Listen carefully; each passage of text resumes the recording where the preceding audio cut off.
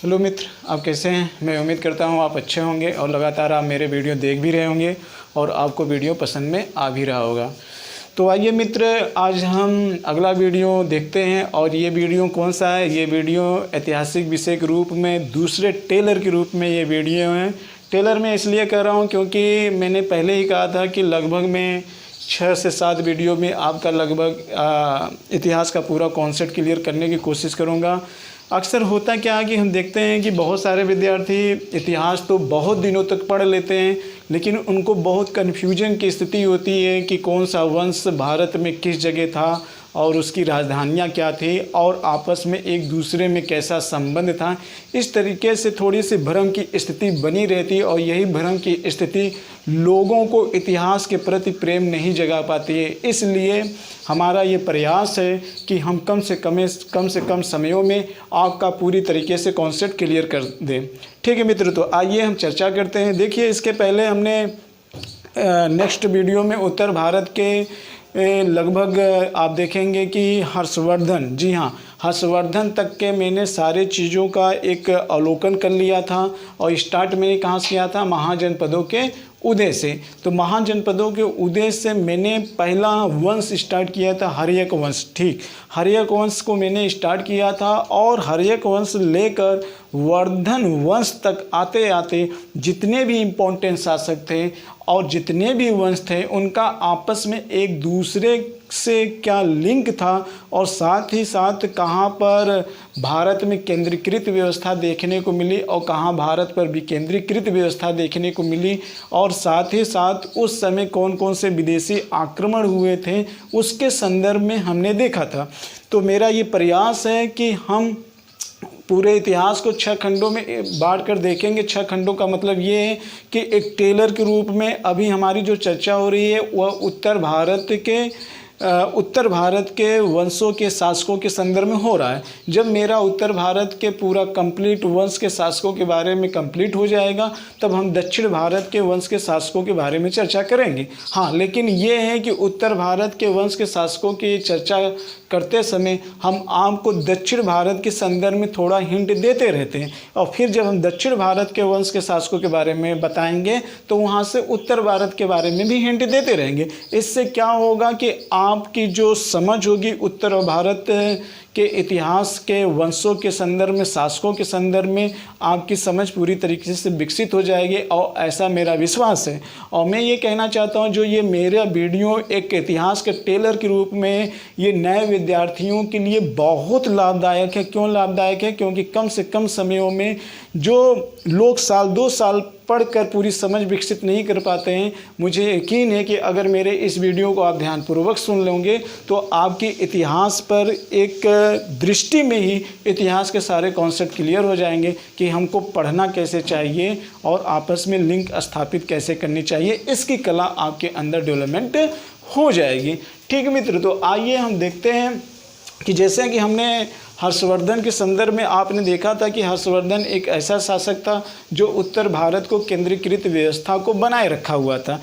ठीक है, और इसके पहले देखेंगे जब स्कंदगुप्त की मृत्यु हो जाती है तो पूरे भारत में हूणों का आधिपत्य रहता है, लेकिन हर्षवर्धन आता है, पूरे क्षेत्रीय शासकों को परास्त करता है, खासतौर हूणों का पूरी तरीके से विनाश करता है और उत्तर भारत में केंद्रीकृत व्यवस्था को स्थापित करता है। किंतु मित्र, जैसे ही हर्षवर्धन की मृत्यु हो जाती है, 647 में हर्षवर्धन की मृत्यु हो जाती है, तो उत्तर भारत में भी एक तरीके से फिर अंधकार का युग आ जाता है और ये अंधकार का युग जो होता है लगभग 1 शताब्दी तक बना रहता है। 1 शताब्दी का कहने का मतलब ये है कि जैसे ही राजपूतों का वंश का उदय नहीं हुआ रहता है, जब उत्तर भारत में प्रतिहार वंश का उदय नहीं होता है तब अंधकार का युग बना रहता है। यानी कहने का मतलब ये है कि हर्षवर्धन की मृत्यु और प्रतिहार वंश के उदय का बीच का जो लगभग 100 वर्ष का समय होता है मित्र, वह अंधकार का युग होता है। कैसा युग होता है? अंधकार का युग होता है। और ऐसे स्थिति में एक बहुत इम्पॉर्टेंट शासक का नाम आता है और उस शासक का नाम होता है ललितादित्य मुक्तापिंड, जिसका टाइम पीरियड बताया जाता है कि 724 ईस्वी से लेकर 761 ईस्वी तक रहता है। ऐसे स्थिति में जो ऐतिहासिक में त्रिपक्षीय या त्रिकोणात्मक युद्ध की चर्चा होती है, ऐसे वंशों का शक्तिशाली रूप में उदय नहीं होता है। इसी का लाभ उठाते हुए ललितादित्य मुक्तापिंड जो होता है वह उत्तर भारत को रोदते हुए, दक्षिण भारत को रोदते हुए फिर जम्मू कश्मीर में चला जाता है और जम्मू कश्मीर से उत्तराखंड में चला जाता है। आप थोड़ा सा ध्यान रखिएगा, हो सकता है कि मुझसे थोड़ी सी मिस्टेक हो गई होगी उस वीडियो में कि जो ललितादित्य मुक्तापिंड था वो हर्षवर्धन के पहले नहीं था, वो हर्षवर्धन के बाद आता है। हर्षवर्धन के पहले तो क्षेत्रीय शासकों का एक तरीके से आपस में युद्ध होता रहता था और हुड़ उस समय हावी थे, लेकिन हर्षवर्धन के बाद ललितादित्य मुक्तापिंड आता है जो पूरे उत्तर भारत पे तेजी से आक्रमण करता है, तूफानी तरीके से अटैक करता है और वो फिर जम्मू कश्मीर में चला जाता है। क्यों? क्योंकि ललितादित्य मुक्तापिंड जो होता है वो जम्मू कश्मीर के कारकोट वंश का ही वो क्या रहता है, महत्वपूर्ण शासक रहता है। और ऐतिहासिक दृष्टिकोण से देखा जाए तो सर्वाधिक प्रतापी शासक ललितादित्य मुक्तापिंड ही था। ये बात अलग है कि उसका ऐतिहासिक में विशेष रूप से चर्चा नहीं होती, लेकिन मेरे नज़रों में अगर देखा जाए तो वो भी किसी सिकंदर से कम नहीं था, क्योंकि उस जिस समय आया था तो उस समय उत्तर भारत के महत्वपूर्ण शासकों को उसने हराया हुआ था। और उसी समय ये पता चलता है कि यशोनार्मन शासक जो रहता है हर्षवर्धन पतन के होने के बाद, वही एक उत्तर भारत में शक्तिशाली शासक रहता है, बाकी और कोई शासक नहीं रहता है। ठीक है मित्र, तो आपको हर्षवर्धन के पहले की स्थिति और हर्षवर्धन के बाद की स्थिति के संदर्भ में आपको पता चल गया होगा। अब आते हैं, आज हम जिस उत्तर भारत के शासकों का अध्ययन करने वाले हैं वो हैं राजपूत के वंश। जी हाँ, एक हर्षवर्धन के पतन होने के यानी कि लगभग 100 वर्षों के बाद राजपूत वंशों का उदय होता है। और ये राजपूत वंशों के बारे में आज जो मैं चर्चा करने जा रहा हूँ मित्र, ये अपने आप में बहुत ही कॉम्प्लेक्स सब्जेक्ट है, अपने आप में बहुत जटिल सब्जेक्ट है। इस पर तुलनात्मक रूप से समझ बनाना बहुत ही टिपिकल का काम होता है, लेकिन फिर भी हम इसको वो इतना बता देंगे कि आपको अध्ययन करने में काफ़ी ज़्यादा सुविधा हो जाएगी और इसके प्रति इंटरेस्ट भी पैदा हो जाएगा। तो आइए देखते हैं कि भारत में जितने भी राजपूत वंश हैं वो वंश कौन कौन से हैं, और ख़ासतौर उत्तर भारत के राजवंशों के बारे में हम बात करेंगे। जैसा कि हम बार बार कहते हैं, पहले हमारा उद्देश्य ये है कि प्राचीन इतिहास से लेकर मध्यकालीन इतिहास तक जितने भी उत्तर भारत के शासक हैं पहले उस पर चर्चा करेंगे, उसके बाद दक्षिण भारत के शासकों के बारे में चर्चा करेंगे। हाँ, ये है कि आपस में थोड़ा बहुत लिंक हम स्थापित करते चलेंगे। ठीक है, तो आइए देखते हैं कि उत्तर भारत में कितने वंश हैं और उनके कौन कौन से शासक हैं। तो मित्र थोड़ा सा ध्यान रखिएगा, जैसे ही हर्षवर्धन का पतन होता है तो वैसे ही यहाँ पर हम राजपूतों का वंश का उदय होता है, लेकिन राजपूतों के वंशों के उदय को हम एक तरीके से मान के चलते हैं कि इनको हम पूरा ओवरऑल अगर देख लेते हैं तो कुल 400 वर्षों में बांट कर देखेंगे। कितने? 400 वर्षों में। जी हाँ, ध्यान से सुनिएगा, 4 वर्षों में हम बांट के अध्ययन करेंगे। 4 वर्षों के इसलिए हम बांट के अध्ययन कर रहे हैं यहाँ पर, क्योंकि यहाँ पर पहला जो हम अध्ययन करने वाले हैं वो त्रिकोणात्मक युद्ध के संदर्भ में शासकों के बारे में चर्चा करेंगे। क्यों? क्योंकि त्रिकोणात्मक और त्रिपक्षीय का जो युद्ध चलता है वो मान के चलते हैं कि लगभग 200 वर्षों का इतिहास बना रहता है, जिसमें 3 मुख्य रूप से वंश होते हैं। आपने सुना भी होगा, त्रिकोणात्मक युद्ध में जो 3 मुख्य वंश होते हैं वो प्रतिहार वंश होते हैं, पाल वंश होते हैं और राष्ट्रकूट होते हैं। अब इनके पतन होने के बाद इनके काफ़ी ज़्यादा सामंत होते हैं जो राजपूत वंश के रूप में उभर के आते हैं और जिनका अंत मोहम्मद गोरी के भारत में आक्रमण करने के उपरांत ही होता है। लेकिन हम ये जान लेते हैं कि आखिर में वो राजपूत वंश कौन कौन से हैं और इनका इनमें कौन कौन से इम्पोर्टेंट शासक हैं और वो भारत में अपनी राजधानी को कहाँ बनाए हुए थे और उस वंश में जो शासक हैं वो शासक के एग्ज़ाम की दृष्टि से कितना ज़्यादा इम्पोर्टेंट है। ठीक है, ये भी हम आपको बताएंगे। दूसरी चीज़ ये आपके सामने एक ही जगह पूरी शासकों की लिस्ट दे दी गई है, इसलिए ये लिस्ट बता दी गई है और उसके अंतर्गत डेट भी बता दिया गया है ताकि आपको ये पता हो कि इस वंश में अगर ये शासक था तो अगले वंश में कौन सा शासक था। इससे ये पता चल जाता है कि जब हम नाम सुनते हैं किसी शासक के महत्वपूर्ण के बारे में तो मुझे ये आइडिया नहीं होता है कि इस शासक के दरमियान ये भी शासक था, लेकिन जब आपको डेट के माध्यम से इन शासकों के बारे में पता चल जाएगा तब आपका जो माइंड होगा वो एक तरीके से ब्राड होना प्रारंभ हो जाएगा। ठीक है, तो आइए देखते हैं कौन कौन से हम शासक हैं और फिर इनका यहाँ पे छोटा सा एक मैप बना हुआ है। इस मैप पर हम उत्तर भारत में इन राजपूतों के वंशों को लोकेशन करने का प्रयास करेंगे, इसलिए मित्र आप ध्यानपूर्वक इस लेक्चर को पूरी तरीके से सुनने का प्रयास करिएगा। ठीक है, तो आइए देखते हैं कौन कौन से वंश हैं। देखिए यहाँ पर हम पहला वंश की बात कर लेते हैं। पहला यहाँ पे देखिए मित्र प्रतिहार वंश है, फिर पाल वंश है, फिर चहमान वंश है। चहमान वंश को चौहान वंश भी कहा जाता है। फिर चंदेल वंश है, परमार वंश है, चालुक्य वंश है, गढ़वाल वंश है, सेन वंश है। कौन कौन से वंश हैं? देखिए उत्तर भारत में मैं फिर कह रहा हूँ, उत्तर भारत में हर्षवर्धन की मृत्यु होने के बाद लगभग 100 वर्षों तक अंधकार का युग रहता है। उसके बाद राजपूतों के वंशों का उदय होता है और उत्तर भारत में जिस राजपूतों के वंशों का उदय होता है वह निम्न प्रकार से ऊपर लिखे गए हैं। और कौन कौन से हैं? प्रतिहार वंश है, परमार वंश है, पाल वंश है, गढ़वाल वंश है, चंदेल वंश है और अनिवाड़ या सोलंकी के चालुक्य वंश हैं और सेन वंश हैं। ये इतने प्रकार के वंश दिए गए हैं आपके सामने। इस चीज़ को थोड़ा से आप ध्यान रखिएगा। हाँ, अभी मैं इन शासकों का नाम तेज़ी से बोलूँगा। इन सारे शासकों का नाम भी आप डेट वाइज इसको नोट कर लीजिएगा, निश्चित रूप से इसको नोट कर लीजिएगा, नहीं तो आप इसको डाउनलोड कर लीजिएगा। क्योंकि ये आपके इतिहास में कॉन्सेप्ट करने के लिए काफ़ी ज़्यादा मदद करेंगे। मैं बार बार कहता हूँ, ठीक है, बार बार कह रहा हूँ। क्यों कह रहा हूँ? क्योंकि यहाँ से भी क्वेश्चन पूछा जाता है और आयोग इस समय ऐसे क्वेश्चन पूछता है ज़्यादातर जो ज़्यादातर क्वेश्चन रिवाइज नहीं है। तो इसलिए आपका न केवल इतिहास में कॉन्सेप्ट क्लियर करने के लिए लेकिन आपके एग्ज़ाम के भी दृष्टि से काफ़ी ज़्यादा इम्पोर्टेंट है और समझ भी विकसित करने के लिए। ठीक है, तो देखते हैं मित्र प्रतिहार वंश। देखिए प्रतिहार वंश है, तो प्रतिहार वंश के बारे में, पाल वंश के बारे में, ये उत्तर भारत के दो महत्वपूर्ण वंशों का उदय पहले हुआ था। जी हाँ, पहले इनका उदय हुआ था हर्षवर्धन की मृत्यु के बाद 100 वर्षों के बाद। उसके पहले क्या था? अंधकार युग था। ठीक है, आपको लग रहा होगा कि मैं बार बार क्यों बोल रहा हूँ। बार बार इसलिए बोल रहा हूँ कि ताकि आप एकदम पूरी तरीके से आपको एक तरीके से जहन में घुस जाए। और मैं मानता हूँ कि एक तरीके से बहुत सारे जो स्टूडेंट हैं वो नए स्टूडेंट हैं, इसलिए इस चीज़ों को बार बार रिवाइज किया जा रहा है। ठीक है, तो जानते हैं इस चीज़ को। आइए देखते हैं। देखिए अब इसको थोड़ा सा मैप में मैं आपको क्लियर कर दे रहा हूँ, थोड़ा सा ध्यान में रखिएगा। उत्तर भारत के अगर हम शासकों की बात कर लेते हैं तो हम मान लेते हैं कि इधर नर्मदा नदी है और नर्मदा नदी के जो ऊपर वाला भाग है वो उत्तर भारत है और जो नीचे वाला भाग है वो दक्षिण भारत है।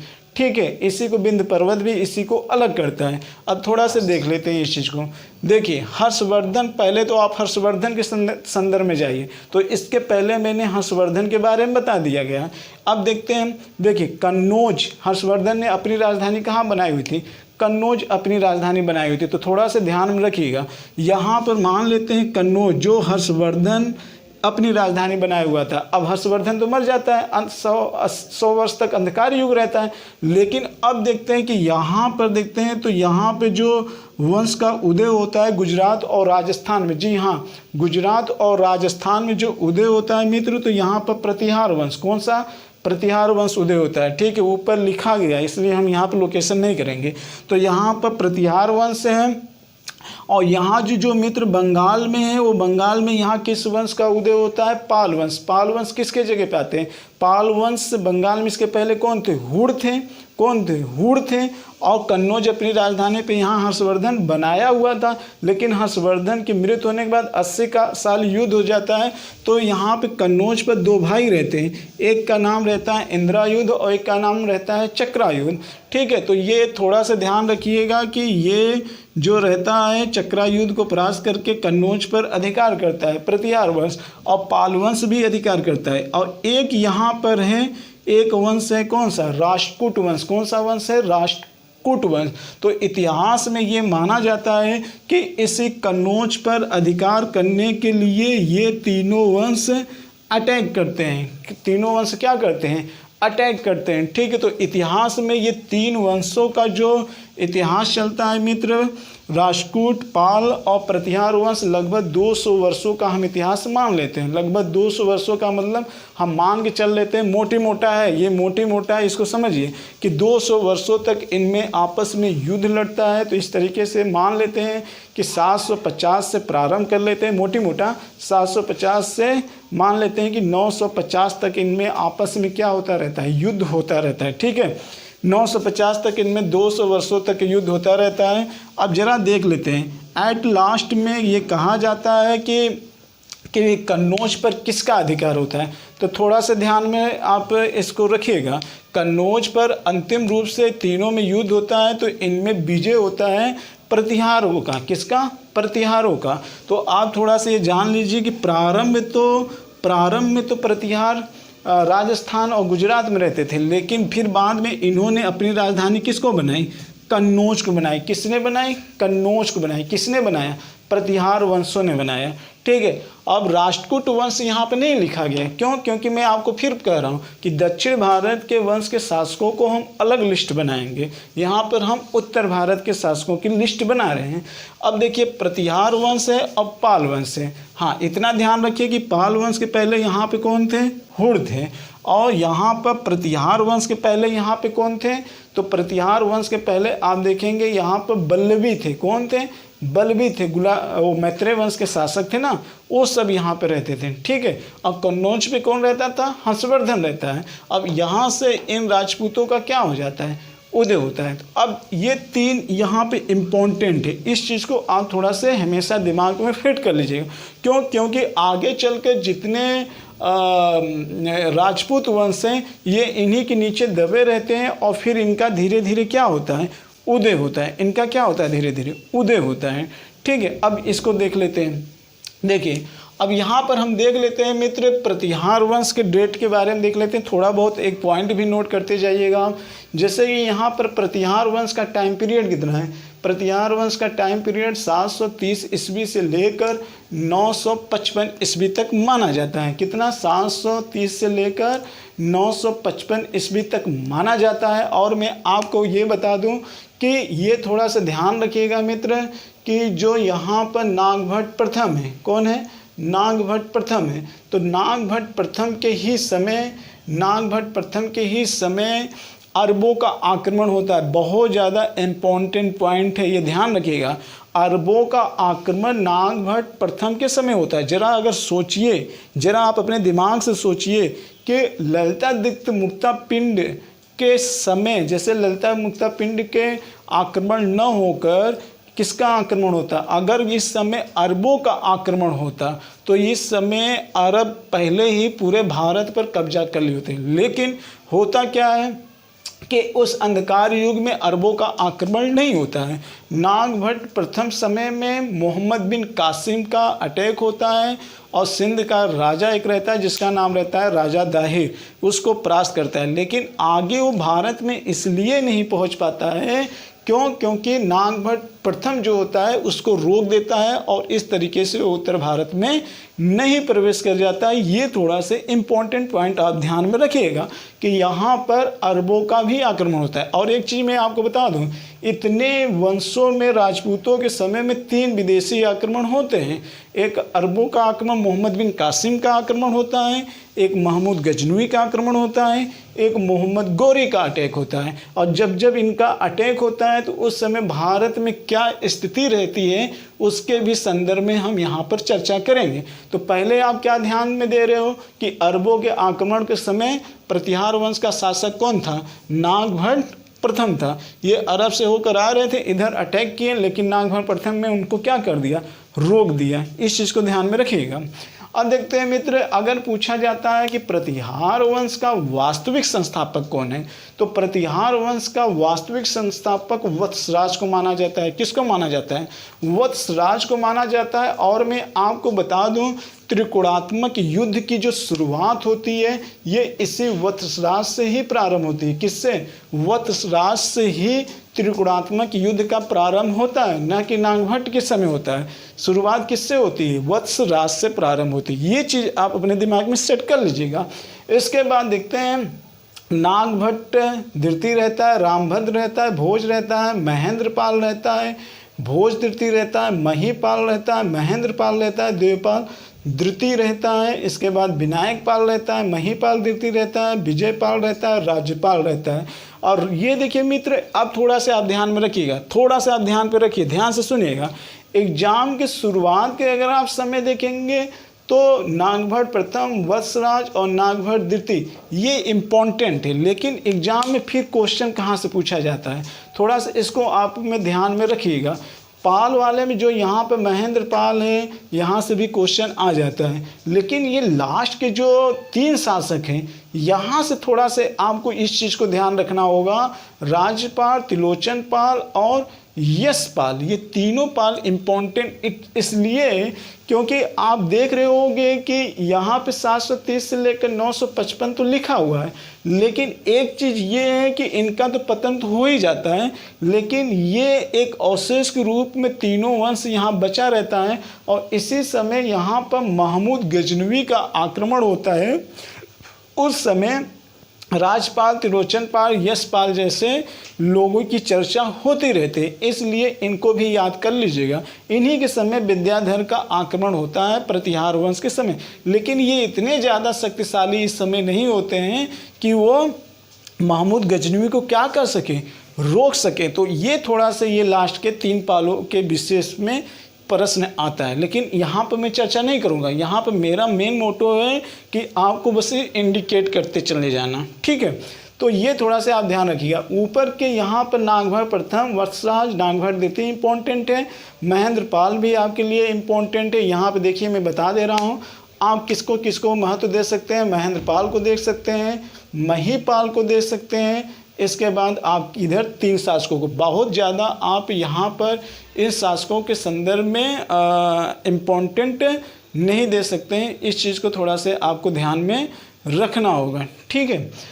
अब देखते हैं आगे, देखते हैं इस चीज़ को थोड़ा से ध्यान में देखते हैं कि इसमें हुआ। 1 मिनट में थोड़ा सा मोबाइल डिस्ट्रा। तो अब देखते हैं इस चीज़ को यहाँ पर, तो यहाँ पे देख लेते हैं। तो यहाँ पे देख लेते हैं राजपाल, त्रिलोचन पाल और यशपाल, ये क्या रहते हैं, ये आपके एग्जाम की दृष्टि से इम्पोर्टेंट है। आइए अब हम देख लेते हैं। देखिए यहाँ पर अगला वंश क्या है, पाल वंश, ठीक है। जैसा कि मैंने कहा कि त्रिकोणात्मक युद्ध में इधर प्रतिहार वंश रहते हैं, इधर पाल वंश रहते हैं, ठीक है। ये थोड़ा से आप ध्यान में रखिएगा, इस चीज़ को थोड़ा से आप ध्यान में रखिएगा।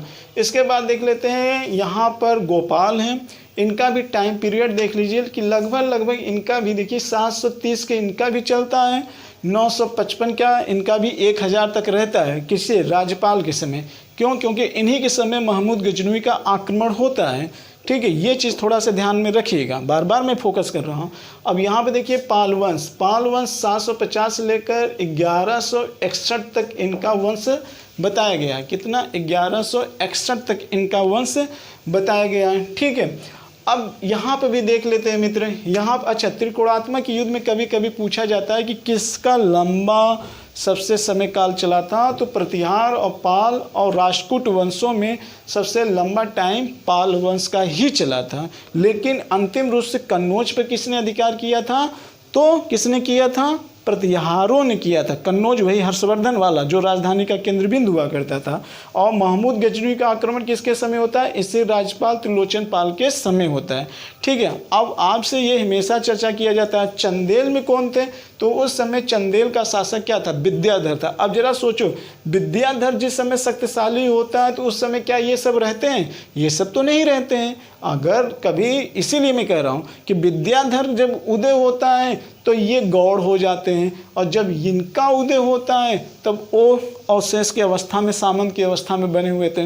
तो यही इतिहास उतार और चढ़ाव बताता रहता है कि कौन किसका कैसे उदय हुआ, किसका कैसे पतन हुआ, कौन आपस में युद्ध लड़े, उसके पीछे उन्होंने कौन सी रणनीतियाँ बनाई साम्राज्यवादी के संदर्भ में। तो ये सब चीज़ों से देखने पर आपका थोड़ा सा दिमाग खुलेगा। अब देख लेते हैं यहाँ पर गोपाल की अगर हम बात कर लेते हैं तो गोपाल 750 से लेकर 770 तक ईस्वी रहता था। ठीक है, तो अब इसमें थोड़ा सा ध्यान देते हैं मित्र कि अगर आपके एग्जाम से पूछा जाए कि पाल वंश का वास्तविक संस्थापक कौन था, तो पाल वंश का वास्तव में वास्तविक संस्थापक तो धर्मपाल था। जिस समय प्रतिहार वंश का वास्तविक संस्थापक कौन था? वत्सराज था। कौन था? वत्सराज था। हाँ, ये थोड़ा सा यहाँ पर आपको ध्यान में रखिएगा कि इन्होंने बंगाल, ये रहने वाले कहाँ के थे?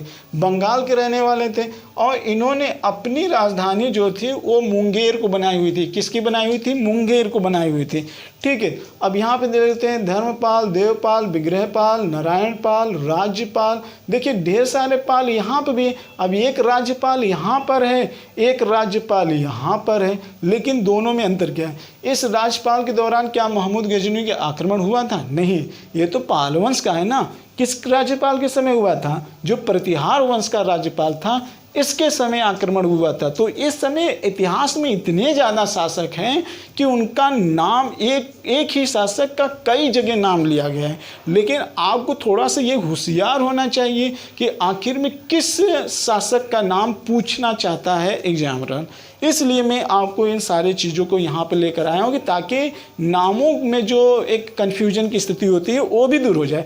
राज्यपाल यहाँ भी है, यहाँ पर भी है, तो क्या ये होगा? नहीं होगा। अब देखते हैं कि महिपाल प्रथम यहाँ पर भी है और महिपाल प्रथम यहाँ पर भी है, लेकिन इसका टाइम पीरियड देखिए, इसका टाइम पीरियड 912 से लेकर 945 है, और इसका टाइम पीरियड देखिए 988 से लेकर 1038 है। दोनों में अंतर है ना, है कि नहीं? अंतर है। और ये महिपाल क्या है? इस महिपाल को ये कहा जाता है मित्र कि पाल वंश का द्वितीय संस्थापक। जी हाँ, यानी कहने का मतलब यहाँ पर धर्मपाल, देवपाल तक तो पाल वंश तो अच्छे स्थिति में था, लेकिन बाद में महिपाल जब आता है मित्र, तो मैं आपको बता दूं कि ये जो महिपाल होता है, ऐसे स्थिति में लास्ट में कहीं प्रतिहारों से क्या हो जाता है? हावी हो जाता है। कौन? महिपाल। और पाल वंश की खोई हुई प्रतिष्ठा को कौन वापस लाता है? महिपाल लाता है। इसलिए पाल वंश में द्वितीय संस्थापक के रूप में महिपाल को जाना जाता है। लेकिन कौन सा महिपाल है? पाल वंश का है, न कि प्रतिहार वंश का। यहाँ का महिपाल उतना मजबूत नहीं होता है, लेकिन पाल वंश का जो महिपाल प्रथम रहता है ये बहुत ज़्यादा स्ट्रांग होता है। तो मेरी बात समझ में आ रही ना? निश्चित रूप से समझ में आ रही होगी कि हाँ यार, बड़ा कन्फ्यूजन की स्थिति है। ठीक है, लेकिन आप जब डेट नोट कर लोगे और थोड़ी सी मेरी बातें सुन लोगे तो आपको बुक का अध्ययन करने में काफ़ी ज़्यादा आसानी हो जाएगी। आसानी ही नहीं, मैं मानता हूँ उसके प्रति आपका प्रेम भी जग जाएगा। अब देखते हैं, यहाँ पे न्यायपाल आता है, फिर विग्रहपाल आता है, महिपाल द्वितीय आता है, रामपाल आता है, कुमारपाल आता है, मदन पाल आता है, गोविंद पाल आता है। अब इधर के जितने भी शासक आते हैं उतने ज़्यादा तो इम्पोर्टेंट नहीं रहते हैं, सब अपने में अब खाते और जीते रहते हैं। हाँ, ये मान के चलते हैं कि लगभग 750 के से लेकर 950 तक प्रतिहार और पालों में आपस में युद्ध होता रहता है, लेकिन अंतिम रूप से कन्नौज पर अधिकार किसका ही होता है? प्रतिहार वंश का होता है। तो ये जो डेट है, आप इस डेट को याद कर सकते हैं। इम्पॉर्टेंट इसमें सबसे ज़्यादा कौन से हैं? महीपाल इम्पोर्टेंट है, धर्मपाल इम्पोर्टेंट है, देवपाल इम्पोर्टेंट है। हाँ, एक चीज़ जान लीजिए, थोड़ा सा एक पॉइंट नोट भी करते जाइए जो एग्जाम में है। इनके समय, धर्मपाल के समय सुलेमान आया था। कौन आया था? सुलेमान। और धर्मपाल को रहमा करके पुकारा था, रूहमा करके पुकारा था। क्या करके पुकारा था? रूहमा करके पुकारा था। सुलेमान था, ठीक है, अरबी यात्री था सुलेमान। और सेंट थॉमस किसके समय आया था बताइए? सेंट थॉमस किसके समय आया था? इसके पहले वाले वीडियो में मैंने बताया था, जो सर्वप्रथम ईसाई धर्म का प्रचार प्रसार करने वाला व्यक्ति माना जाता है। सेंट थॉमस किसके समय आया था? और धर्मपाल के समय कौन आया था? सुलेमान आया था, ठीक है, एग्जाम में पूछा गया है। तो इस तरीके से आप इन सारे शासकों का नाम इम्पॉर्टेंट है, नोट कर लीजिएगा। कभी कभी जो आता है तो मदन पाल से रिलेटेड कभी कभी एग्जाम में क्वेश्चन पूछ देता है, तो ये भी थोड़ा सा आप ध्यान में रखिएगा, ठीक है। तो ये न केवल एसएससी पीसीएस के लिए इम्पॉर्टेंट है, नेट वाले भी नोट कर सकते हैं, क्योंकि नेट वाले में तो और डीपली क्वेश्चन पूछता है। लेकिन ये सारे जो शासकों के नाम और डेट दिए गए हैं, ये किसी भी जगह बुक में इतने डीपली तरीके से एक जगह नहीं लिखा गया है, लेकिन यहाँ पे लिख भी दिया गया और समझाया भी जा रहा है, ठीक है, कॉन्सेप्ट क्लियर करने के लिए। अब देखते हैं, आते हैं आगे देख लेते हैं चहमान वंश। ये देखिए मित्र, चहमान वंश को चौहान वंश ही कहा जाता है। वेरी मोस्ट इम्पॉर्टेंट है, अब बहुत ध्यान से इसको सुन लीजिएगा। देखिए मित्र, चहमान वंश का अगर देखा जाए, राजपूतों वंशों में सबसे ज़्यादा लंबा काल किसका है? सबसे ज़्यादा लंबा काल चहमान वंशों का है। जी हाँ, चहमान वंशों का सबसे लंबा काल पीरियड है। किसका है? चहमान वंशों का। इसको चौहान वंश, आप देख रहे हो कि ये 551 ईस्वी से लेकर 1198 ईस्वी तक है। 1198 तक ईस्वी है। अब जरा आप सोच सकते हो, आपको मैं यहाँ पे बता दूं कि जो चहमान थे मित्र, वो राजस्थान में अजमेर में अपनी राजधानी बनाए हुए थे। कहाँ बनाए हुए थे?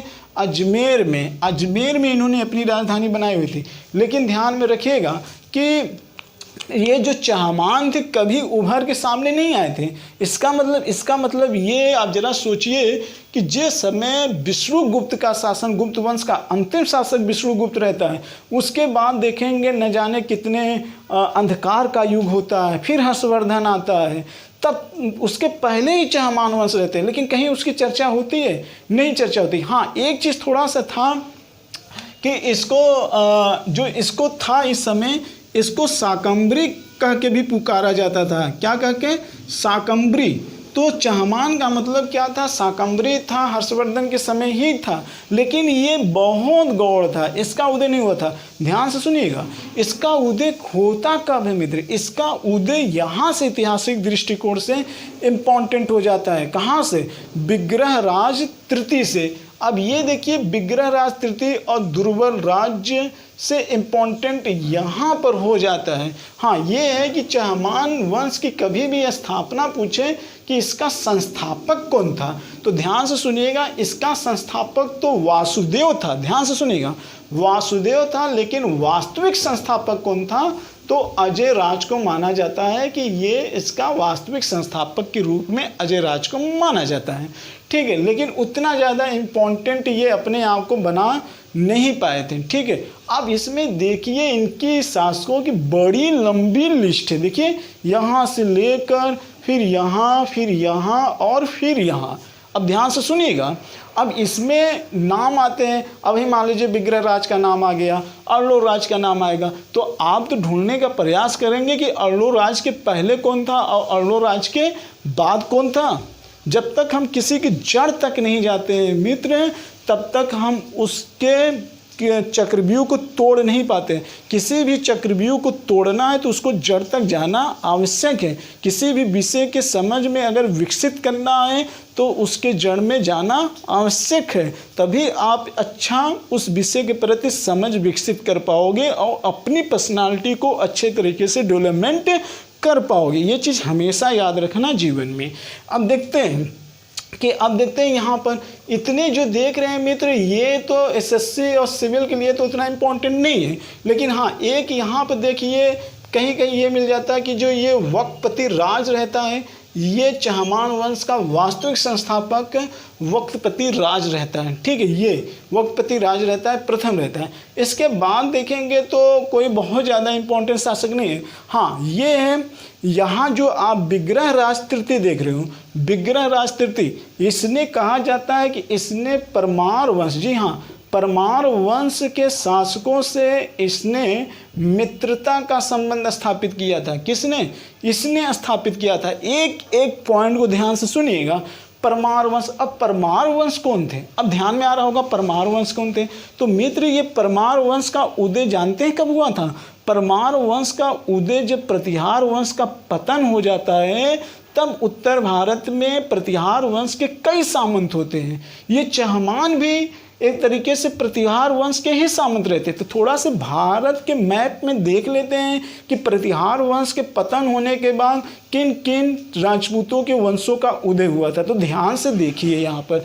अब देखिए, प्रतिहार यहाँ पे थे, इनका जब पतन होता है मित्र, तो यहाँ पर कौन होते हैं? चहमान उभर के सामने आ जाते हैं। चूँकि अब ये इनकी राजधानी तो कन्नौज बना लिए थे, राष्ट्रकूट तो गायब हो गए, पाल वंश तो एकदम इधर थे। अब यहाँ पर देखते हैं एक वंश, इन्हीं के आसपास एक वंश उभर के कौन होता है? यहाँ पर उभर के आते हैं सोलंकी वंश। कौन से मित्र? सोलंकी वंश उभर के आता है, गुजरात में सोलंकी वंश, और यहाँ पर चहमान वंश उभर के आ जाता है। फिर यहाँ पर देखते हैं कि एमपी वाले, उज्जैन वाले क्षेत्र में यहाँ पर जो वंश उभर के आता है वो परमार वंश उभर के आता है। कौन सा वंश उभर के आता है? परमार वंश। और इसके ऊपर चल जाएंगे बुंदेलखंड वाला, तो यहाँ पे कौन से वंश उभर के आएगा? चंदेल वंश आ जाता है। कौन सा वंश? चंदेल वंश। और ये जो पाल वंश है, इनका पतन होता है, तो यहाँ पे कौन से वंश आ जाता है? सेन वंश। पाल वंश के पतन होने के बाद सेन वंश आ जाता है। प्रतिहार वंश के पतन होने के बाद चंदेल वंश, परमार वंश, और एक वंश थोड़ा सा यहाँ पे देख लेते हैं, छोटा मोटा वंश रहता है, जिसको हम कहते हैं कौन सा? कलचूरी वंश भी कहा जाता है। हालांकि इसकी बहुत कम चर्चा होती है, लेकिन मैं बता दे रहा हूँ, कलचूरी वंश होते हैं। ठीक है, और एक वंश प्रतिहार वंश का जब ऑलरेडी पतन हो जाता है मित्र, तो यहाँ पर अगर आप देखेंगे कन्नौज में, जी हाँ, कन्नौज में एक वंश पाल की जगह पे यहाँ पर गढ़वाल वंश आ जाता है। कौन सा? गढ़वाल वंश आ जाता है। किसके जगह पे? जहाँ पे प्रतिहार रहते हैं। और जहाँ प्रतिहार वंश की उत्पत्ति होती है, वहाँ पे कौन सा वंश आ जाता है? तो यहाँ पे सोलंकी वंश आ जाता है। कौन सा वंश? सोलंकी वंश या अनिहाड़ वंश आ जाता है। तो गढ़वाल वंश, चहमान वंश, सोलंकी वंश, परमार वंश, कलचूरी वंश, चंदेल वंश और पाल की जगह पे सेन वंश, इतने वंशों का क्या हो जाता है? उदय हो जाता है। अब इनमें आपस में क्या इंटरलिंक है? अब इनमें आपस में क्या इंटरलिंक है, ये तो समझना आवश्यक ही नहीं है। तो मैंने क्या कहा? विग्रहराज तृतीय, ध्यान से सुनिएगा, ये विग्रहराज जो तृतीय था, ये परमार वंश से वैवाहिक संबंध स्थापित कर लिया था। इसका मतलब कि परमार वंश और चहमान वंश के बीच में एक मित्रता का संबंध हो गया होगा। इस चीज़ को थोड़ा से ध्यान में रखिएगा। चहमान के संदर्भ में थोड़ा सा हम देख लेते हैं मित्र। आपके एग्जाम में सबसे ज़्यादा इम्पोर्टेंट बन जाता है इस अर्लोराज के समय। किस समय? अर्लोराज। क्यों? क्योंकि अर्लोराज जिस समय भारत में शासन करता है, अब मैं आपको बता दूं, ये जो चहमान थे, ये अपनी राजधानी कहाँ बनाए हुए थे? अजमेर में बनाए हुए थे। कहाँ बनाए हुए थे? अजमेर में इन्होंने अपनी राजधानी बनाई हुई थी। और इसी समय इधर से जो था वो गौरी के आक्रमण का धीरे धीरे वो लोग वहाँ से चलना प्रारंभ किए थे, लेकिन वो पूरी तरीके से अभी पहुंच नहीं पाए थे। ये चीज़ थोड़ा सा ध्यान में रखिएगा। तो लेकिन शुरुआत कहीं न कहीं इनसे युद्ध होता रहता है तुर्कों से, लेकिन अर्लोराज क्या करते रहते हैं? पराजित कर देते रहते हैं। तो फिर अर्लोराज, विग्रहराज, फिर आपका पृथ्वीराज द्वितीय, सोमेश्वर पृथ्वीराज और हरिराज। तो थोड़ा सा ध्यान में रखिएगा कि जो आपके एग्जाम में सबसे इम्पोर्टेंट हैं, तो वो पृथ्वीराज तृतीय हैं। कौन है? पृथ्वीराज तृतीय। हाँ, लेकिन पृथ्वीराज को पढ़ने से पहले हम इनके पीछे के जितने भी शासक हैं अर्लोराज तक, कहाँ तक? अर्लोराज तक हमको थोड़ा से जान लेना आवश्यक होता है। इतनी भूमिका बनाए रखनी। हाँ, जितने इधर शासक है उतना ज़्यादा इम्पोर्टेंट नहीं है। हाँ, लेकिन ये भी है कि आपके जहन में होना चाहिए कि यार ये भी सब पृथ्वीराज चौहान के एक तरीके से क्या हैं? एक तरीके से इनके पूर्वज ही हैं। ठीक है, कहीं ना कहीं इनके स्रोत हैं, ये भी तो जानना जरूरी है ना। तो ये थोड़ा सा ध्यान रखिए। अब विग्रहराज तृतीय मैंने कहा इसलिए क्योंकि पृथ्वीराज चौहान का डेट कितना है, 1177 से 1192 में है। परमार वंश इस पृथ्वीराज चौहान से, जैसे भोज जो अभी मैं उधर बताऊंगा, वहाँ से वैवाहिक संबंध स्थापित किया है। इसलिए जब शक्तिशाली शासक जो होता है उसके दौरान गौड़ शासक जो होते हैं उनके बीच क्या संबंध होता है, ये भी जानना आवश्यक है। अब यहाँ पे देख लेते हैं, पृथ्वीराज चौहान को राय पिथौरा के भी नाम से जाना जाता है। किस नाम से? राय पिथौरा के नाम से जाना जाता है। अब ये जो थे इन्होंने अपने शक्ति का विस्तार किया। अब ये अजमेर से इन्होंने अपनी राजधानी कहाँ बना ली थी? इन्होंने अपनी राजधानी मित्र दिल्ली बना ली थी। कहाँ बना ली थी? दिल्ली बना ली थी। लेकिन किसने बनाया था? पृथ्वीराज तृतीय ने अपनी राजधानी अजमेर से लेते हुए कहाँ तक बना लिया? दिल्ली में। इसका मतलब कि पृथ्वीराज चौहान जो था वो उत्तर भारत में अपने समय साम्राज्य का विस्तार काफ़ी ज़्यादा कर लिया हुआ था।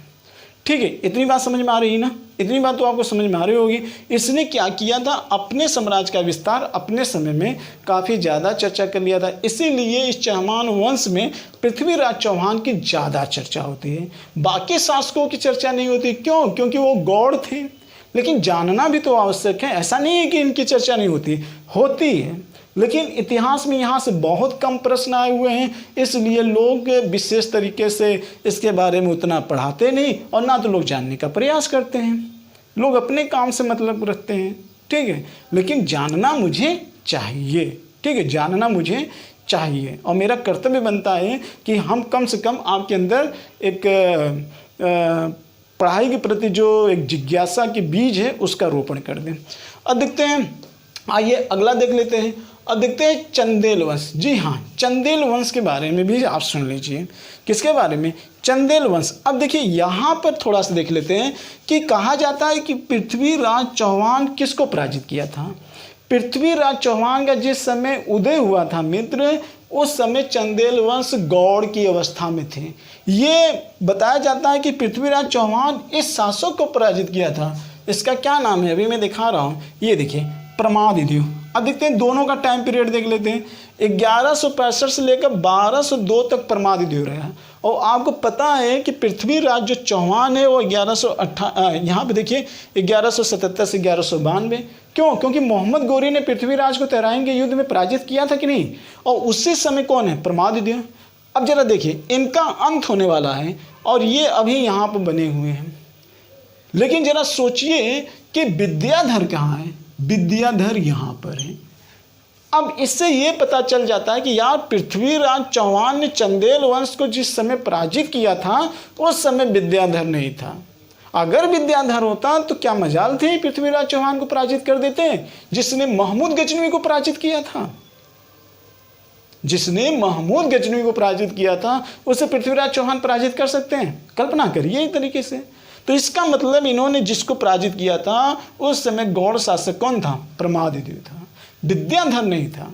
अब इसी डेट में 1118 से 1129 के बीच में मित्र विद्याधर रहता है। अब जरा आप इतिहास में याद करिए कि महमूद गजनवी का आक्रमण कब से कब हुआ था? 1021 से लेकर वो लगातार भारत में 1027 तक आक्रमण करता रहा। और कुल लगभग इतने डेटों के बीच में शायद वो 17 बार आक्रमण किया था।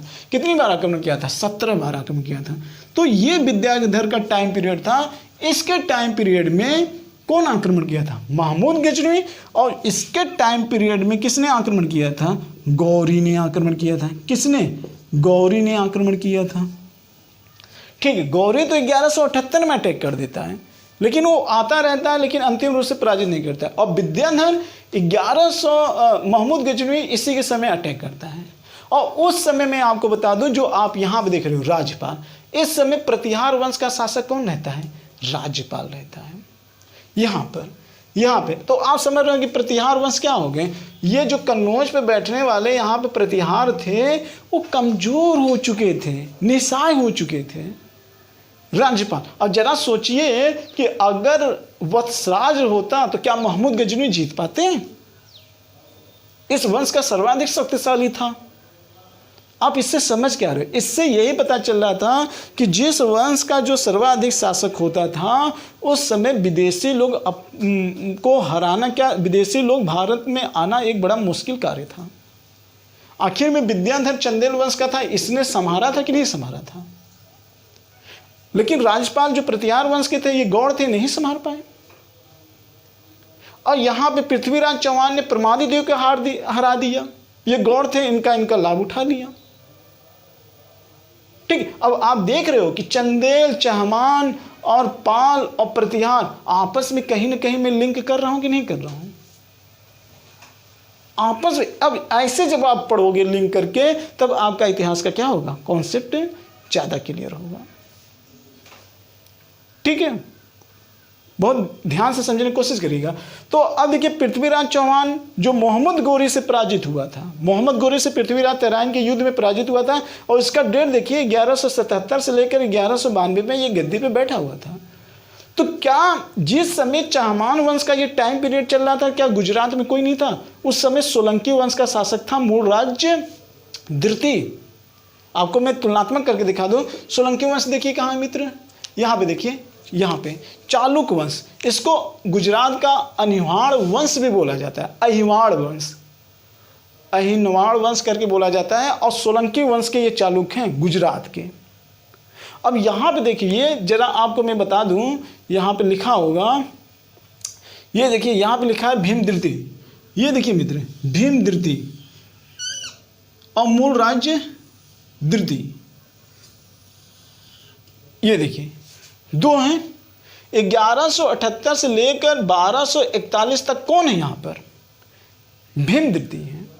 और मूल राजधृति 1176 से लेकर 1178 तक है, 1176 से लेकर 1178। तो इस मूल राजधृति के समय मोहम्मद गजनवी का अटैक हुआ था भारत में, और मूल राजधृति ने क्या किया था, पराजित किया था। और ये क्या किया था, पराजित किया था। इस चीज़ को थोड़ा सा ध्यान में रखिएगा।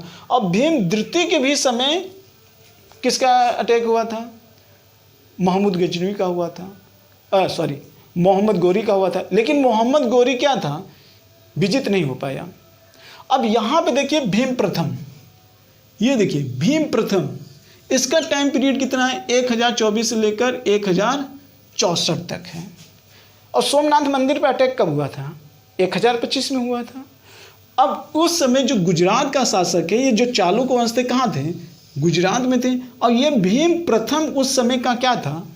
शासक था। 1025 में सोमनाथ मंदिर को लूटा था मोहम्मद गजनवी। तो इसका मतलब भीम प्रथम को परास्त किया था। तो इस समय यहाँ पे भीम प्रथम शासक था।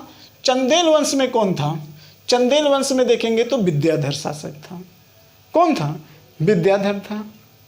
और चौहान वंश में उस समय कोई मजबूत शासक चौहान वंश में था ही नहीं। चौहान वंश में कोई उस समय मजबूत शासक नहीं था। अरलो राज्य के शायद, अरलो राज्य के नहीं, यहाँ पर देखेंगे तो शायद अगर आपको ये सब वाकपति रोग, ये बहुत छोटे मोटे शासक थे, लेकिन चर्चा नहीं होती उनकी। हाँ, प्रतिहार वंश में जो था वो राज्यपाल था, इसको भी परास्त कर देता है वो। ठीक है, पाल वंश तो बंगाल में थे, उधर वो गया ही नहीं था। चहमान उस समय बहुत ही गौड़ थे, क्योंकि कहीं ना कहीं वो दबे हुए थे। चंदेल वंश में कौन था? विद्याधर था। यही तो टक्कर लेता है, टक्कर तो यही लेता है। प्रतिहार वंश थोड़े ही नहीं ले पाते हैं, चहमान वंश थोड़े ही नहीं ले पाते हैं। सोलंकी वंश रहते हैं, सोलंकी वंश में देखिए भीम प्रथम था। तो भीम प्रथम की हार होती कि नहीं होती है? तो इस तरीके से इंटरलिंक करके आप पढ़ोगे, तब आपके इतिहास की अच्छी समझ होगी, अच्छी समझ होगी। तो आइए फिर देख लेते हैं। ये हो गया ओवरऑल किसका? महमूद गजनवी के समय। और इसके पहले मैंने क्या बताया था कि अरबों के जिस समय आक्रमण हुआ था, उस समय प्रतिहार वंश का शासक यहाँ पे नागभट्ट प्रथम था। अटैक कब हुआ था? तो अटैक लगभग 712 के आसपास हुआ था। 712, उस समय नागभट्ट प्रथम था। ठीक है मित्र, तो लगभग उस समय का टाइम पीरियड चल रहा था। नागभट्टम ने अरबों के आक्रमण को रोका था। तो यहाँ पे अरबों का आक्रमण देख रहे हो 712 के आसपास, और 1024 के आसपास, 1001 के बाद गजनवी का आक्रमण देख रहे हो, और गोरी का अटैक 1178 में आप देख ही रहे हो। तो इस समय राजपूतों की आपस में क्या कंडीशन होती है, राजपूत के वंशों के शासकों को क्या स्थिति होती है, वो चीज़ थोड़ा सा ध्यान में रखकर पढ़िएगा। तब आपका कॉन्सेप्ट क्लियर होगा कि कौन राजपूतों के वंश में कौन शासक कम मजबूत स्थिति में था और आपस में उनका क्या लिंक था। समझ में आ रहा है ना। रही बात परमार वंश की, तो परमार वंश में भी देख लेते हैं। आप सोच रहे होंगे कि परमार वंश, तो हम देख लेते हैं 1000 के जिस समय महमूद गजनवी अटैक किया था उस समय 1000 के पास, यहाँ पे देख लेते हैं 1010, ये समय कौन था, भोज था। 1010 में यहाँ पे देखिए वक्पति द्वितीय मुंज, ये देखिए मुंज था और ये भोज भी था, ये था। ठीक, तो परमार वंश में ये शासक रहते हैं। लेकिन ध्यान रखिएगा मित्र, इस समय परमार वंश भी अपने आप में क्या थे, शक्तिशाली थे, शक्तिशाली थे। लेकिन क्या, लेकिन आप थोड़ा सा यहाँ पे ध्यान में रखिएगा कि इसके पहले मैं आपको बता दूं, इधर एक सीयक थे, सीयक के बारे में बताया जाता है कि इसने परमार वंश का शासक था जो राष्ट्रकूटों को पराजित किया था। राष्ट्रकूट यहाँ पे दक्षिण भारत में थे। आप सोचेंगे अरे ये कैसे हो गया, परमार वंश का शासक सीयक द्वितीय ने राष्ट्रकूटों को पराजित किया था, जिसने प्रतिहार वंश और पाल वंश को धूल चटा दिया था। अरे मित्र, ये बात कब हो रही है, 945 और 72 की बात हो रही है। इस समय क्या था, क्या परिस्थितियां वैसे ही थी। अरे जब थे तब थे, तो वो दौर कौन था, वो दौर 761 ईस्वी का था। अब इस समय दौर कौन आ गया, 945 ईस्वी था। तो इस समय सीयक के बारे में बताया जाता है कि परमार वंश का शासक सीयक ने इस राष्ट्रकूट के शासक को हरा दिया था, लेकिन बहुत गौड़ था। और राष्ट्रकूटों के बाद यहीं पे एक वंश उत्पन्न हो जाता है जिसे हम क्या कहते हैं, जिसे हम कहते हैं कल्याणी के चालुक्य। किसका, राष्ट्रकूट के बाद कौन सा चालुक आते हैं, कल्याणी के चालुक। सोलंकी के चालुक नहीं, ये सोलंकी के चालुक हैं। और यहाँ पे जो राष्ट्रकूट की जगह पे आते हैं वो कल्याणी के चालुक थे। तो परमार जो था, ये जो मुंज था, अब सीयक तो राष्ट्रकूटों को परास्त किया था, लेकिन सामंत राष्ट्रकूट के कौन आए, कल्याणी के चालुक्य आए। अब इनसे युद्ध, इनके युद्ध हो गया। अब ये परमार यहाँ थे, ये आपस में इन्हीं से लड़ने लगे और चंदेल यहाँ पे था। एक बार ऐसा कहा जाता है कि जिस समय विद्याधर नहीं था तो यहाँ पर सोलंकी और शाकंभरी, ये जो पाल के कुछ शासक थे, इन लोगों ने मिलकर गए थे विद्याधर को हराने के लिए, लेकिन विद्याधर को महमूद गजनवी को परास्त नहीं कर पाए थे। तो इस बात की ताकत से अंदाजा लगाया जा सकता है कि इतने उत्तर भारत के वंशों ने मिलकर महमूद गजनवी से लड़ा था, लेकिन महमूद गजनवी परास्त नहीं हुआ था। और इधर दक्षिण भारत के लोग इधर अटैक कर रहे थे, तो ये जो परमार थे थोड़ा सा इनको हैंडल करने में लगे हुए थे, इसलिए ये अपनी पूरी एनर्जी नहीं लगा पाते हैं। आप जरा सोचिए मित्र, थोड़ा से आप अपने आसपास को देखिए ना। हम आपके साथ हैं, आपके साथ हैं, तो हम आपके साथ में जाने से क्या होता है, क्या समस्या हल हो जाती है। अरे डिपेंड करता है कौन कितनी श्रद्धा और आस्था के साथ अपनी जान देने के लिए तैयार रहता है। अगर ये सब मिलकर वास्तव में विद्याधर से लड़े होते तो विद्याधर की क्या मजाल होती, जीत जाता।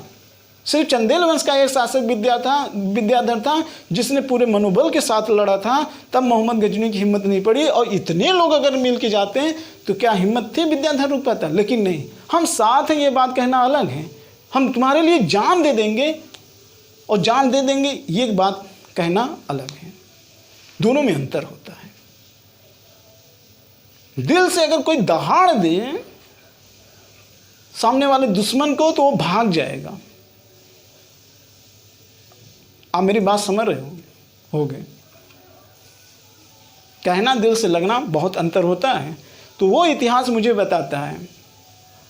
ठीक, तो अब ऐसा माना जाता है ये जीत जाता है। तो आप थोड़ा सा समझे, ये सीयक जिस समय आया था उस समय राष्ट्रकूटों का एक तरीके से क्या था, पतन की स्थिति भी थे, प्रतिहार भी गायब हो चुके थे, पाल भी लगभग गायब हो गए थे।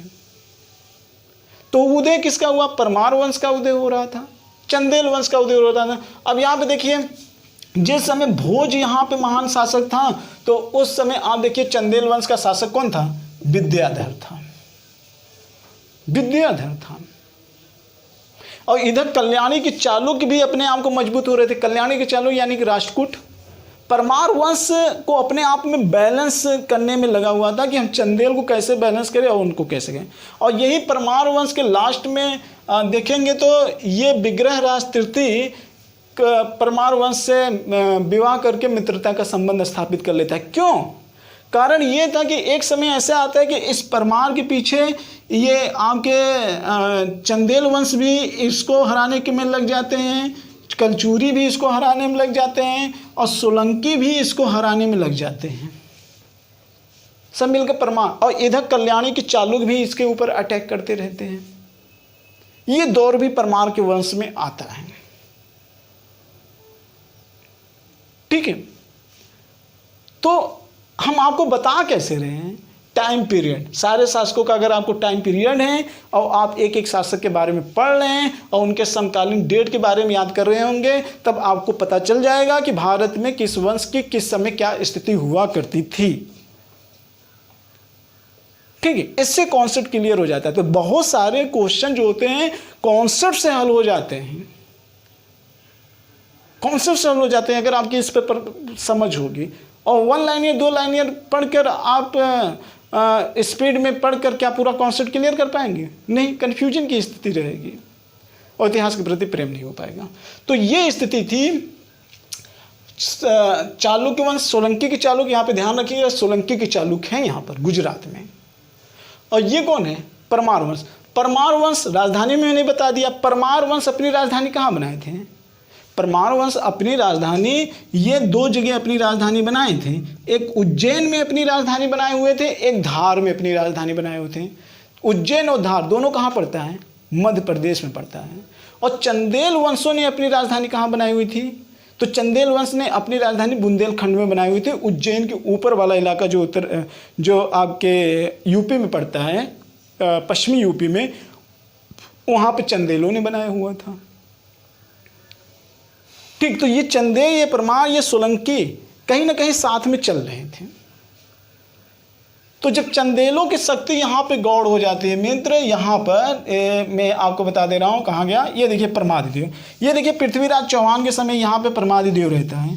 लेकिन उस समय गढ़वाल वंश में अगर आप देखेंगे तो गढ़वाल वंश में मित्र यहाँ पे जयचंद्र रहता है। जयचंद्र, वही जयचंद्र जिसकी लड़कियों को पृथ्वीराज चौहान लेकर भाग गए थे, ऐसा कुछ इतिहासकार कहते हैं। लेकिन वास्तव में कुछ लोग कहते हैं कि गया को लेकर दोनों में युद्ध हो रहा था। और इसी जयचंद्र को मैं आपको बता दूं, इस जयचंद्र और पृथ्वीराज चौहान के बीच में युद्ध हुआ था। तो पृथ्वीराज चौहान ने भी जयचंद्र को परास्त किया था। और एक सेन वंश का शासक है, यहाँ पे देखिए अगर आपको दिखाई दे रहा है सेन वंश। सेन वंश कौन? ये सेन वंश में यही लक्ष्मण सेन था जो मित्र, इसने लखनौती को राजधानी बनाया हुआ था, लखनौती को। और ये सेन वंश आए कब थे? सेन वंश कब आया था? पाल वंश का जब पतन हो गया था, ऐसा कहा जाता है 1 शताब्दी के बाद लगभग सेन वंश का क्या हुआ था? उदय हुआ था। और इस सेन वंश में ये इंपॉर्टेंट शासक कौन कौन से? सामंत सेन, विजय सेन, बल्लाल सेन और लक्ष्मण सेन। ठीक है, और इसके पहले देवपाल ने बंगाल की राजधानी क्या बनाया हुआ था? लखनौती बनाया हुआ था। और पाल वंश के पहले कौन थे? हुड़ शासक था शशांक, जो हर्षवर्धन के समय था। इसके पहले कौन थे जो स्कंदगुप्त के बाद आए हुए थे? मिहिरकुल और तोरणमल आए हुए थे। जोड़ के पढ़ो, जोड़ के मजा आएगा। यही लक्ष्मण सेन जो था, जो पाल वंश के बाद सेन वंश आया था, ये लक्ष्मण सेन जयचंद्र को परास्त किया था। इसने भी परास्त किया था जयचंद्र। और जयचंद्र को और किसने परास्त किया था? मोहम्मद गौरी। ये तो फेमस है, ये तो सबको याद होगा कि चंदावर के युद्ध में 1194 में मोहम्मद गौरी ने जयचंद्र को परास्त किया था, जिसने पृथ्वीराज चौहान के साथ क्या किया था? गद्दारी किया था। और जयचंद्र कहाँ का था? गढ़वाल वंश का शासक था। और गढ़वालों ने अपनी राजधानी कहाँ बनाई हुई थी? कहाँ बनाई हुई थी?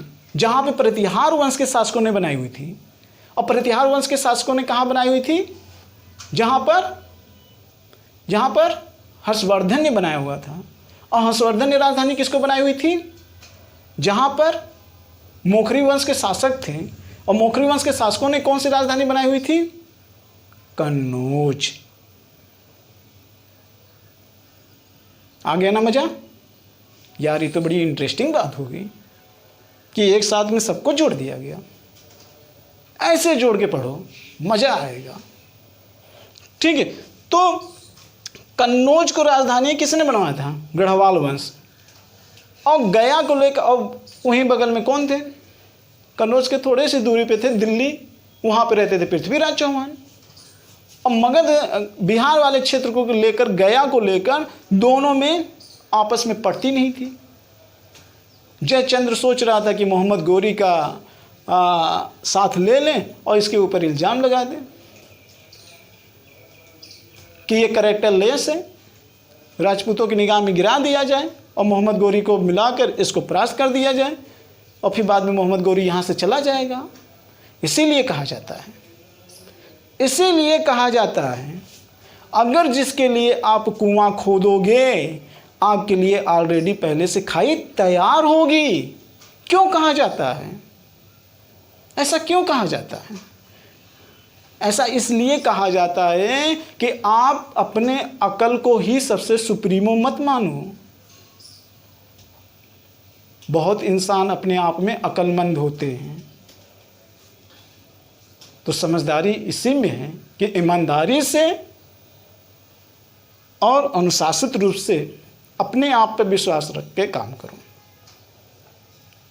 ठीक है, वही हाल जयचंद्र के साथ हुआ है और वही हाल किसके साथ हुआ था?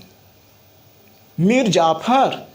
याद करो, ये इतिहास के दो ऐसी घटनाएं हैं जिसको भारत के सभी नागरिकों को सबक लेना चाहिए। ठीक है, तो ये राजधानी लक्ष्मण सेन ने लखनऊती को बनाया हुआ था। अब जरा सोचो, लखनऊती वही लखनऊती जब मोहम्मद गौरी आता है तो मोहम्मद गौरी के 3 दास होते हैं, पता है कि नहीं? नासरुद्दीन कुबाचा, यालदोज और कुतुबुद्दीन ऐबक। और कुतुबुद्दीन ऐबक का सेनापति कौन रहता है? बख्तियार खिलजी। और बख्तियार खिलजी 1202 में आकर सेन वंश को परास्त करके, लक्ष्मण सेन को परास्त करके लखनऊती पर कब्जा कर लेता है। 1202 में कौन आता है? बख्तियार खिलजी कब्जा कर लेता है। बात समझ में आ रही कि नहीं? कब्जा कर लेता है यहाँ पर। और इसी तरीके से सेन वंश का पतन हो जाता है, पाल वंश का भी पतन हो जाता है, गढ़वाल वंश का भी पतन हो जाता है, चौहान वंश का भी पतन हो जाता है, चंदेल वंश का भी पतन हो जाता है। और परमार वंश तो आप देख ही रहे हो, परमार वंश तो ऑलरेडी पहले पतन हो गया। चंदेलों के माध्यम 3 वंश मिलकर हराएंगे नहीं, सोलंकी और चंदेल और कलचूरी के वंश, इधर कल्याणी के चालुक्य जो राजपूत के सामंत थे, इन्होंने परास्त किया था। भाई जब सियक ने राष्ट्रकूट को परास्त किया था तो दुश्मनी कल्याणी के चालुक्य थे वो राष्ट्रकूट के सामंत क्या वो छोड़ेंगे? दुश्मनी तो आपस में ही तो कर लिए थे, तो बाहरी वाला तो फायदा उठाएगा ही। और मुझे अफसोस है कि अतीत से कोई सीखता ही नहीं है। सीखने का प्रयास करो यार, सीखने का प्रयास करो। ऐसा करो जिसमें हमेशा अपने आप में, अपने निगाहों में हमेशा ऊंचे बने रहो।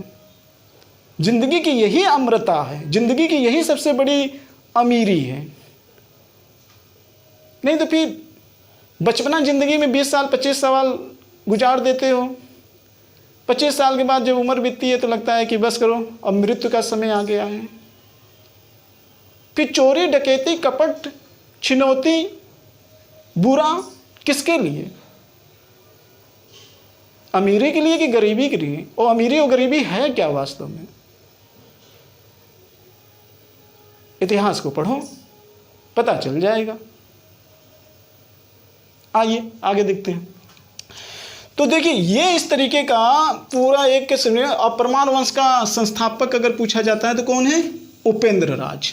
और चंदेल वंश का संस्थापक पूछा जाता है तो नन्नू को बताएंगे। किसको बनाएंगे? नन्नू को बताएंगे। तो इतिहास के पन्नों में एक यहाँ आपके अगर देखा जाए तो यशोवर्मन, ध्यान से दीजिएगा मित्र, चंदेल वंश का शासक यशोवर्मन धंग, विद्याधर। ठीक है, ये 3 शासक बहुत इंपॉर्टेंट है पीसीएस और एसएससी की क्लासेस के ध्यान में रखकर। हाँ, नेट वाले जो होंगे, जो जेआरएफ वाले होंगे, वो इस पूरे शासक का नोट कर लेंगे और थोड़ा जो मैं पढ़ाने की कला आपको बता रहा हूँ, ये कला अपने अंदर डेवलपमेंट कर लेंगे। बहुत काम की चीज़ है, बहुत काम की चीज़ है कि पढ़ा कैसे जाए। ठीक है, तो ये यहाँ के इम्पोर्टेंट शासक हैं। एक शासक यहाँ आप देख रहे होंगे हर्ष भी है। देखिए ये हर्ष, यहाँ पर एक हर्ष है। ठीक है, तो इस तरीके के हर्ष एक है। जम्मू कश्मीर में भी आपको हर्ष नाम सुनने को मिल जाएगा, जिसे जम्मू कश्मीर का नीरो कहा जाता था। और एक हर्षवर्धन जो फेमस है। ठीक है, तो जिसको मैंने पढ़ा दिया था। तो इस चीज़ को आप ओवरऑल देखने का प्रयास करिएगा और मैं उम्मीद करता हूँ कि ये सारी चीज़ें आपको समझ में पूरी तरीके से आ भी गई होगी। अगर ये आपको डेट दिख रहा है तो इसको नोट कर लीजिए, और मैं महसूस कर रहा हूँ कि ये डेट आपको सब दिख रहा होगा। ऐसा नहीं है कि नहीं डेट आपको दिख रहा होगा। ठीक है, अगर डेट नहीं दिख रहा होगा स्पष्ट से तो आप कमेंट करिएगा, मैं आपको बता दूंगा। लेकिन थोड़ा सा मेरा ये भी प्रयास है कि मैंने डेट लिख दिया है तो इसको समझ लीजिएगा, और जो मैंने इम्पोर्टेंट शासक बताए हैं इसको भी समझ लीजिएगा, और जो मैंने एक शासक दूसरे शासक को जोड़कर बताया है इसको भी समझ लीजिएगा। और इस समय विदेशी आक्रमण कौन कौन थे, भारत में क्या सिचुएशन थी, इसको भी समझ लीजिएगा। और इनकी अपनी अपनी राजधानियाँ कौन बनाई थी इसको भी समझ लीजिएगा। कौन कब उठा, कौन कब गिरा, कौन कब संबंध बनाया, कब कौन बिछड़न हुआ, इसको भी समझ लीजिएगा। यही तो है इतिहास, यही तो है ना इतिहास। और जो चीज़ें आपको डेट ना समझ में आ रहे होंगे तो थोड़ा से आप भी मेहनत करिएगा बुक में, और जो आप फैक्ट पढ़े हुए हो अब उस फैक्ट को आपस में जोड़ने से क्या हो जाएगी, रुचि आपके अंदर उत्पन्न हो जाएगी। अध्ययन कैसे करोगे, अध्ययन मैंने बताया कि हर्षवर्धन के मृत्यु के उपरांत 100 वर्षों तक अंधकार का युग चला। इसके बाद अरबों का आक्रमण हुआ, यहीं से मध्यकालीन इतिहास प्रारंभ होगा। और जब मध्यकालीन इतिहास यहाँ से प्रारंभ होगा तो 400 वर्षों का जो काल है मित्र, यानी कि दिल्ली सल्तनत की स्थापना से पूर्व और हर्षवर्धन के मृत्यु के बाद जो ये 400 वर्षों का लगभग मोटी मोटा गैप है, ये 400 वर्ष राजपूतों का काल है। इन 400 वर्ष के राजपूतों के काल में 200 वर्ष जो था वो त्रिकोणात्मक या त्रिपक्षीय युद्ध चला, और मुख्य रूप से प्रतिहार पाल और राष्ट्रकूट चले।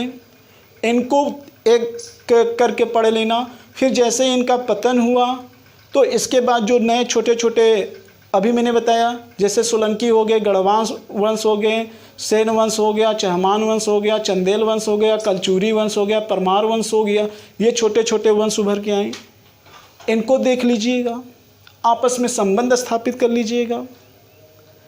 ठीक, फिर उसके बाद आता कौन है, उसके बाद मोहम्मद गोरी धीरे से दिल्ली पर कब्जा कर लेता है, और दिल्ली पर कब्जा करने के बाद वो धीरे धीरे इस्लाम धर्म को भारत में फैलाता है और अपने अंदर साम्राज्यवादी विस्तारवादी दृष्टिकोण लेकर आता है।